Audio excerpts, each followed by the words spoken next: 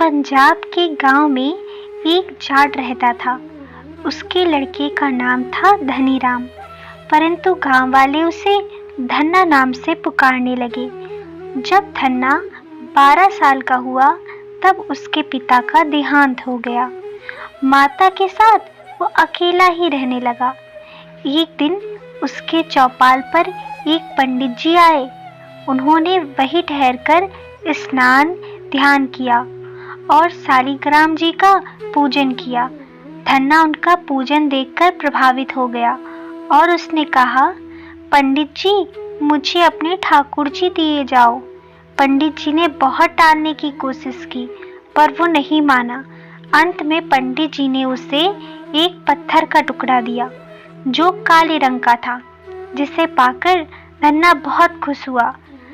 उन्होंने वो पत्थर का टुकड़ा देते समय धन्ना से कहा, इनको रोज स्नान कराना, फूल चढ़ाना, जब भोजन करना तब इन्हें भी भोग लगाना। ये कहकर पंडित जी चले गए।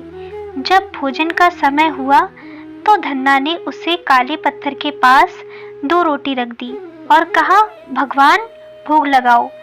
थोड़ी थोड़ी देर बाद देखता भगवान ने खाना खाया कि नहीं, पर भगवान ने खाना नहीं खाया।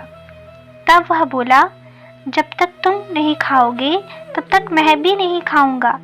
इस प्रकार 7 दिन गुजर गए। 8वें दिन भगवान बालक का रूप ले प्रकट हो गए और धन्ना की चढ़ाई हुई रोटी खाने लगे। जब वह रोटी खाने लगे तब धन्ना ने कहा, एक रोटी मेरे लिए भी छोड़ो। क्या सब तुम अकेले ही खा लोगे? मेरी माँ कितनी गरीब है, वो 2 रोटी से ज्यादा मुझे नहीं दे सकती। भगवान उसके भोलेपन पे प्रसन्न हुए जा रहे थे। पानी पीकर धन्ना ने कहा, अब क्यों बैठे हो, जाते क्यों नहीं? कल इसी समय तुम्हें रोटी मिलेगी। भगवान ने कहा, धन्ना, मैं तुम पर प्रसन्न हूँ, तुम्हें जो मांगना है मांग लो। कुछ सोच समझकर धन्ना ने कहा, मैं अभी लड़का हूँ, खेती के काम के लिए एक ऐसा नौकर दीजिए जो रोटी खाने के अलावा कुछ तनख्वाह ना मांगे। भगवान ने कहा, तथास्तु, कल नौकर आ जाएगा। और भगवान ही नौकर बनकर धन्ना के पास आ गए। 5 साल बाद फिर वही पंडित जी धन्ना की चौपाल पर आए। वहां ठहरे। प्रातः पंडित जी ने धन्ना को देखा। अब वह 17 साल का नवयुवक था। पंडित जी ने कहा, कहो, तुम्हारी जीवन कैसा चल रहा है, सब ठीक है? धन्ना ने कहा, पंडित जी, सब बहुत अच्छा है। पहले हमारे पास कुछ भी नहीं था, अब देखिए सामने जो कोठी दिख रही है ना आपको, वो हमारी है। कोठी के सामने जो तालाब है उसके उत्तरी किनारे पर जो मंदिर है उसमें भगवान जो बैठे हुए हैं वो वही भगवान है जो आपने मुझे दिए थे। पंडित जी ने पूछा, यह सब हुआ कैसे?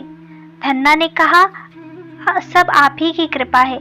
और धन्ना ने सारी बात कह सुनाई। पंडित जी ने कहा, वो इस समय कहाँ है? धन्ना ने कहा, खेतों पर काम कर रहा है। पंडित जी ने कहा, मुझे उनके पास ले चलो। दोनों भगवान के पास गए, पर वो पंडित जी को नहीं दिखे, वो केवल धन्ना को ही दिखते थे। बस उन्होंने देखा अपने आप ही खेतों का काम हो रहा है, करने वाला उन्हें दिखाई न दिया। वो समझ गए स्वयं भगवान धन्ना के पास यहाँ नौकर बनकर आए हैं। उन्होंने धन्ना से कहा, तुम भगवान के परम भक्त हो। मैंने जो तुम्हें ठाकुर जी दिए थे ना, वो असली नहीं दिए थे, तुमने अपने भक्ति भाव से उन्हें प्रसन्न किया है। मुझे भी ठाकुर जी के दर्शन करा दो। धन्ना ने कहा, क्या आपने कभी भगवान के दर्शन नहीं किए? पंडित जी ने कहा, नहीं धन्ना। धन्ना भगवान के पास गया और पंडित जी को दर्शन देने के लिए बहुत अनुनय विनय करने लगा।